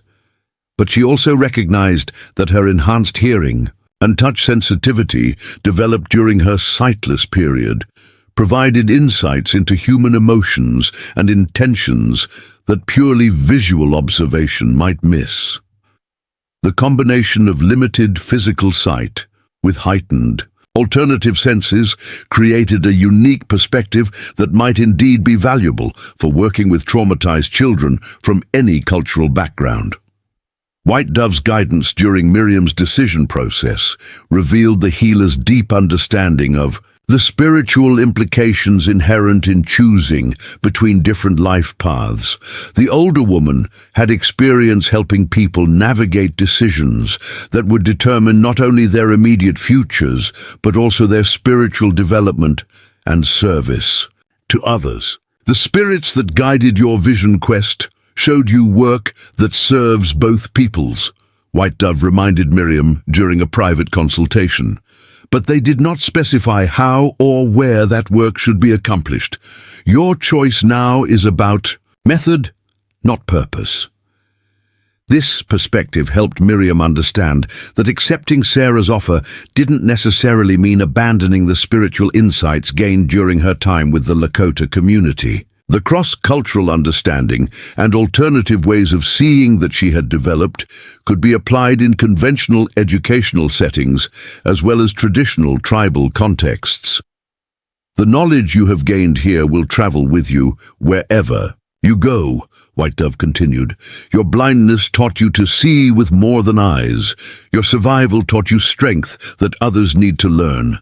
Your time with us taught you that different peoples share more similarities than differences. The Healer's Council suggested that Miriam's spiritual calling might be fulfilled through conventional teaching if she approached it with the insights and alternative perspectives gained during her transformative months in the wilderness and tribal community.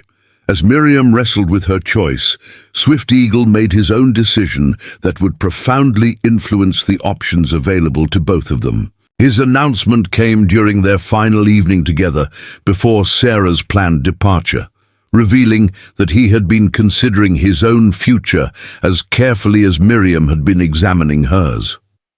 "I've decided to accept a position as Indian agent at the new reservation being established near Denver," Swift Eagle announced. "The territorial government needs someone who can communicate effectively with displaced tribal groups and help negotiate peaceful resettlement."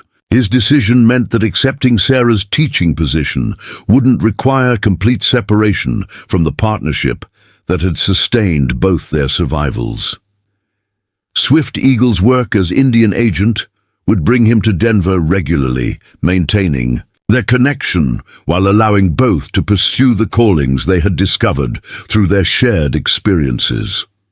"The position will let me continue serving as a bridge between worlds," Swift Eagle explained, "and it means I can help ensure that tribal children have access to education that respects their heritage while preparing them for life in a changing world." The complementary nature of their chosen paths suggested that their partnership might evolve into something broader than personal survival, becoming a collaborative effort to create educational and cultural bridges that could benefit people from both backgrounds.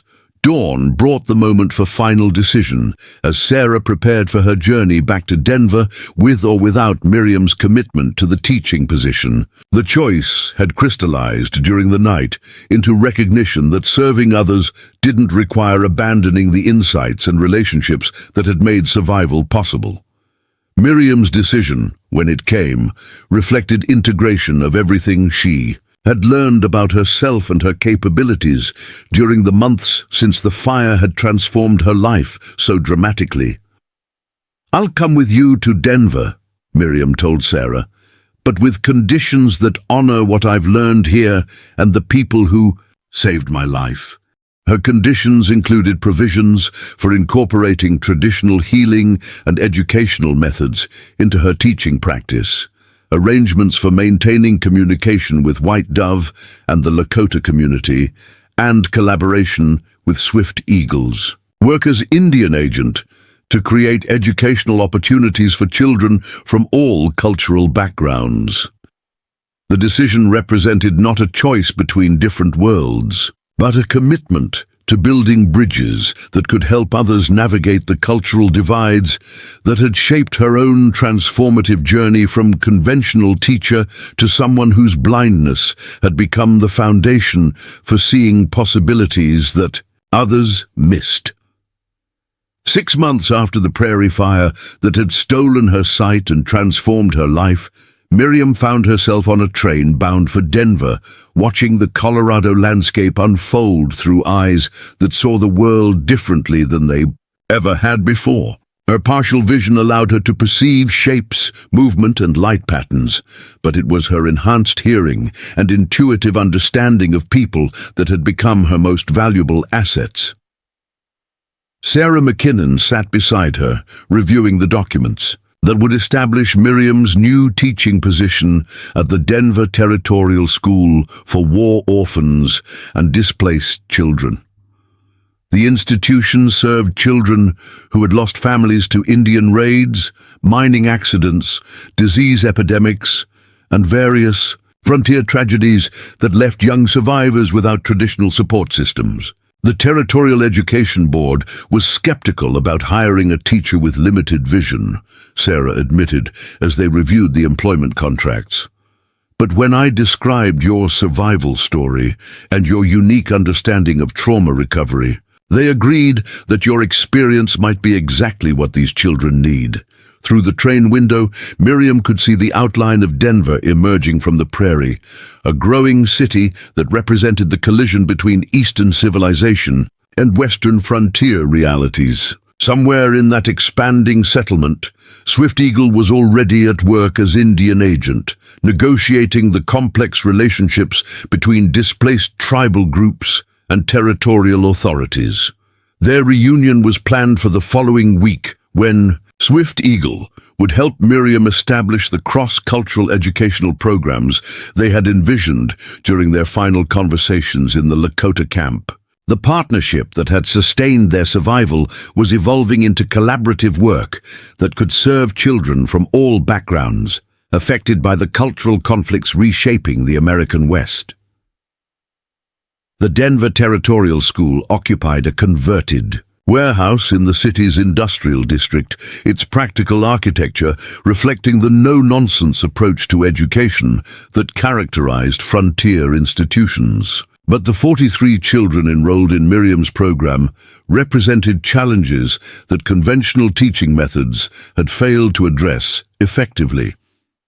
Most of these children have been through experiences similar to yours, explained Rebecca Walsh, the school's administrator, as she guided Miriam through the facility during her first day. They've lost families, witnessed violence, survived disasters that left them emotionally and sometimes physically damaged.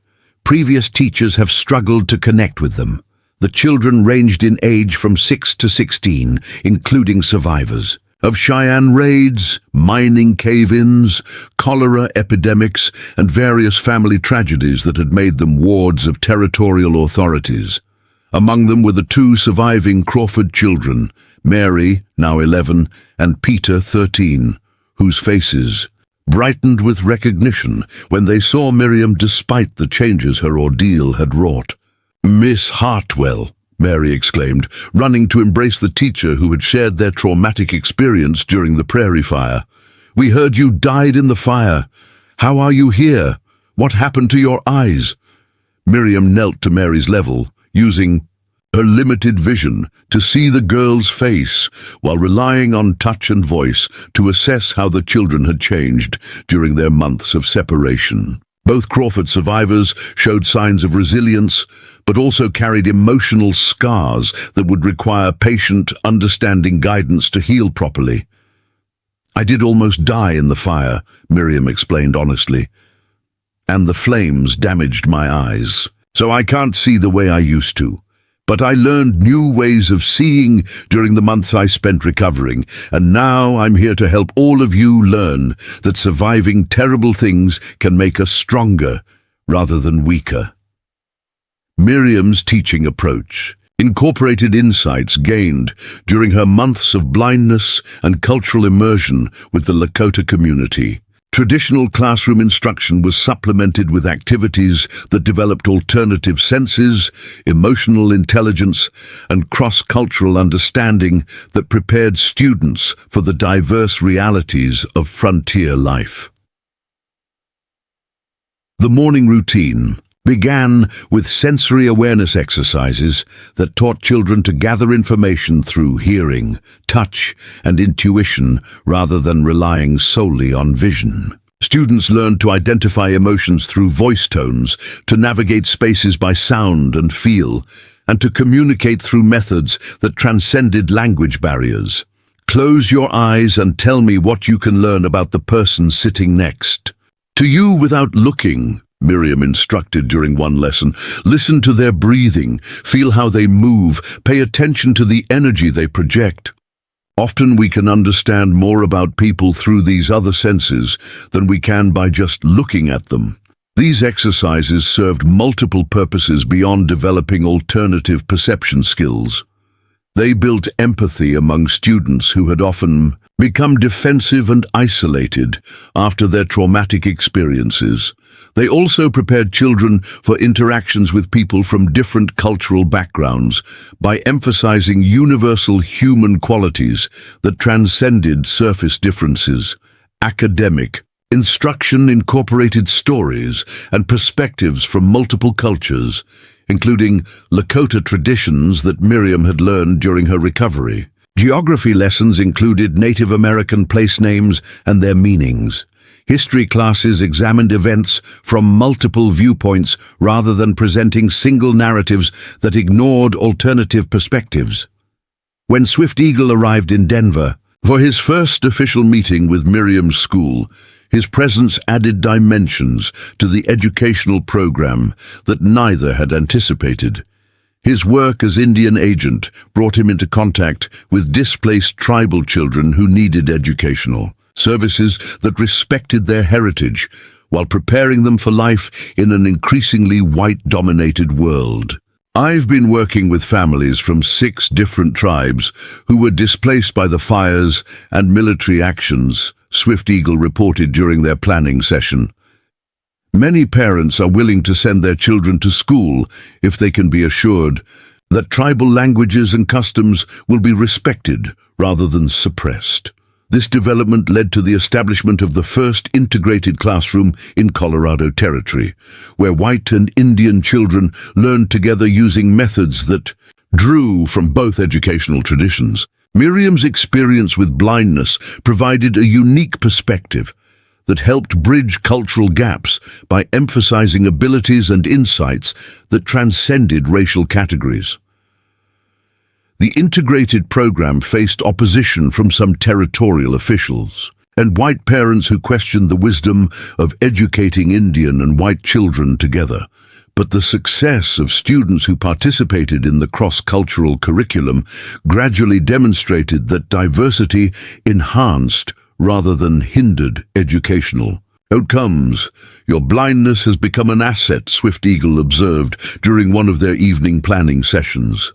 Parents from both communities trust you because they see that you've overcome personal challenges without becoming bitter or prejudiced.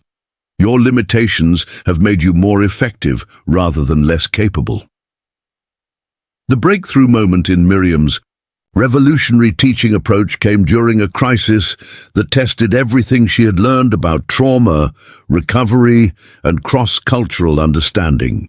A violent confrontation between Indian agent authorities and a group of Cheyenne families created tensions that threatened to destroy the fragile progress of the integrated educational program. One of the Cheyenne students, a 10-year-old girl, named Singing Bird, who had witnessed her parents' deaths during a military raid, became completely withdrawn after learning about the confrontation. She stopped speaking entirely, refused to participate in classroom activities, and showed signs of the kind of emotional shutdown that Miriam recognized from her own experience during the darkest moments after the fire.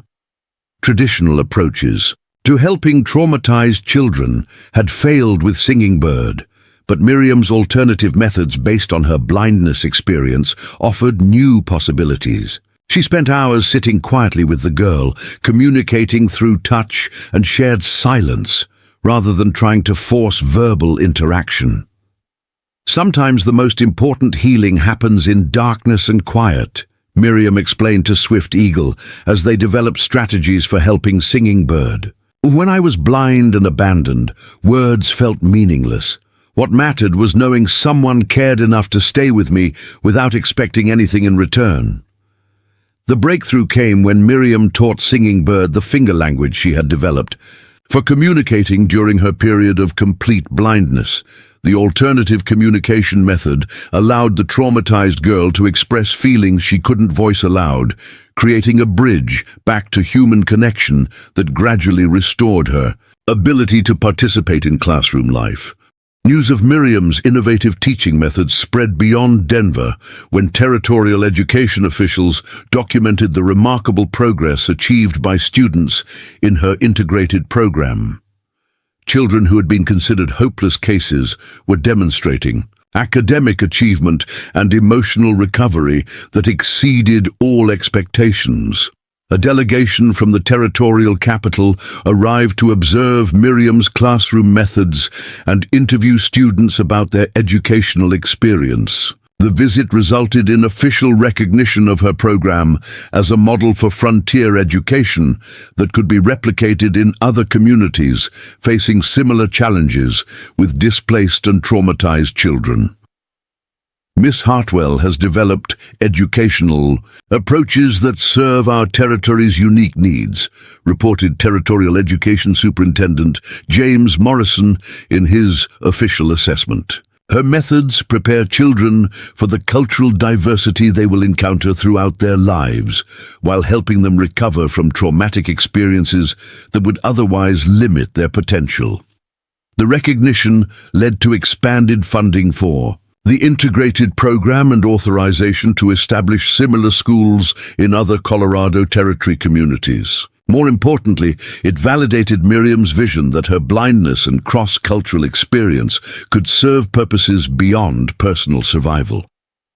2 years after the Prairie fire that had nearly claimed her life, Miriam stood before a gathering of territorial officials, tribal leaders, and community members celebrating the establishment of the Colorado Territory Cross-Cultural Education Initiative. Her partially restored vision allowed her to see the faces of people who had gathered to witness the formal recognition of educational methods born from tragedy and transformation.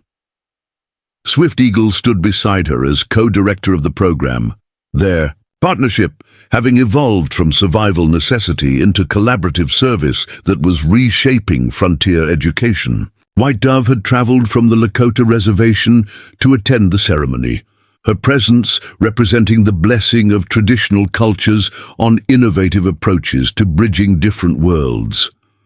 3 years ago, I came west to establish a conventional school in a mining town.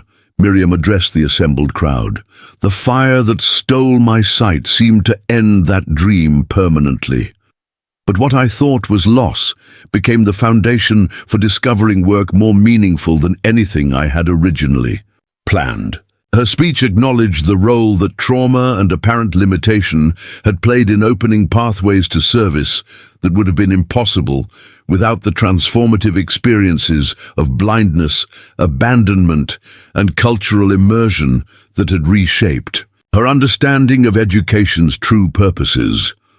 The ceremony concluded with the announcement that the Cross-Cultural Education Initiative would be expanded to serve children throughout the Western Territories, creating opportunities for thousands of young people to learn the skills necessary for building bridges between different communities rather than maintaining the divisions that had characterized previous generations.